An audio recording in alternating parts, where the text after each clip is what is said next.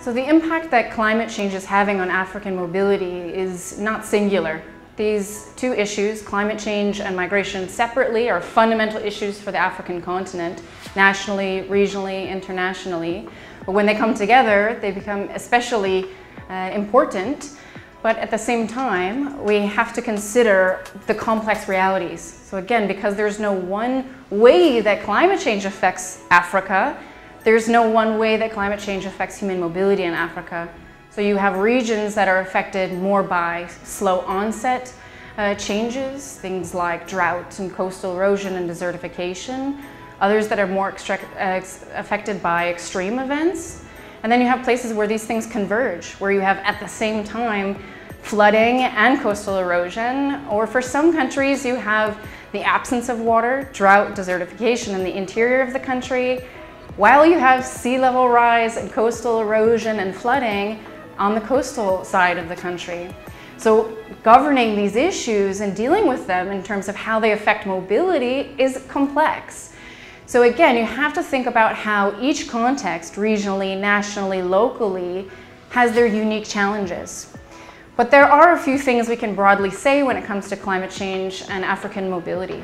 One of them is that contrary to the kind of European perspective in media, or it's portrayed that there will be millions and millions of migrants or climate refugees coming to Europe, the fundamental fact is that this migration, like most African migration, stays on the continent. Even more so, it stays within the boundaries of countries. So this is fundamentally something that national policymakers have to address within Africa, and also have to be addressed in regional contexts like ECOWAS, where you have free movement protocols. So again, we have to dispel the notion that there are going to be hundreds of million people and they're all arriving in Europe. We have to see how Africa has to deal with these issues and how that will eventually affect their relationships with other countries. The other thing to challenge is the idea that everybody is moving. While displacement is especially important and something we have to address, you had 22 million people displaced by natural disasters between 2008 and 2018 in sub-Saharan Africa, according to the IDMC. You also have a huge amount of migration, but it's not just about numbers. This is also a story about when people can't move. So not everybody can move, not everybody migrates when climate change affects their communities of origin. In fact, the majority of people who are affected by climate change, just like the majority of people in the world, will stay in place. And that's important to recognize because those people are extremely vulnerable. In some cases, those are the poorest of the poor people, because migration takes resources. It takes human capital, it takes financial resources, and that's just not something everyone can afford to do. And the other thing is a lot of people will choose to stay and do choose to stay, even in the most dire of circumstances. So we have to think from a policy perspective also about these kind of invisible populations. How do we address people who don't want to leave?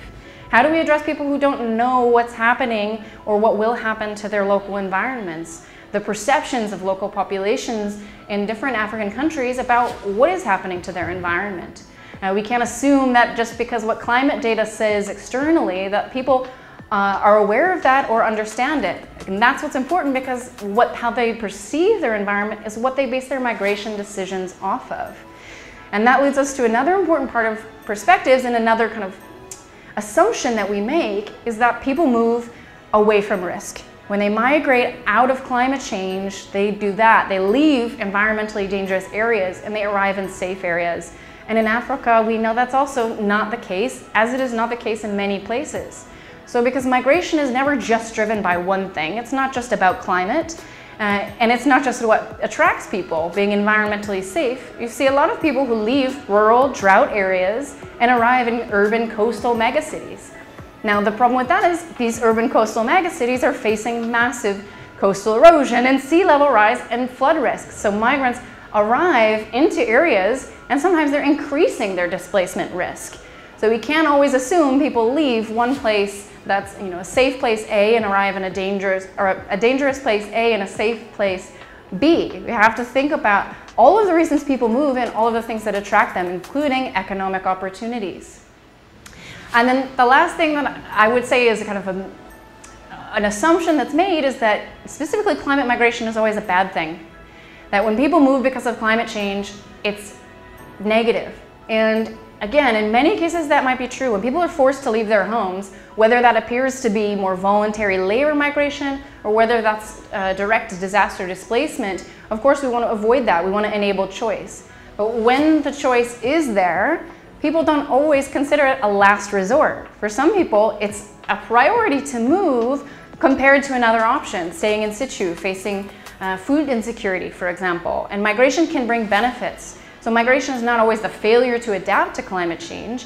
It can also be the adaptation strategy to climate change, one of many perhaps, but one that can benefit migrants. They become physically safer in some cases.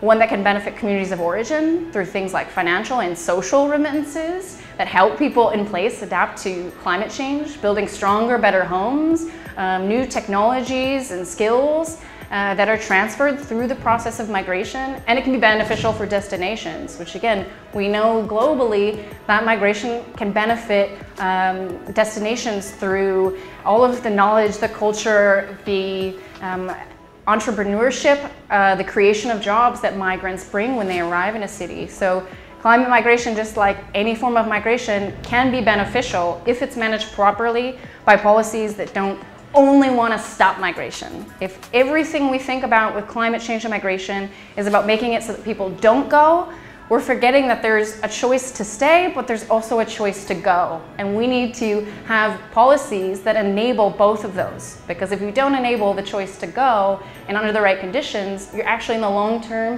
going to have higher displacement risk, people who are vulnerable for other health risks and problems that are associated with climate change, including death.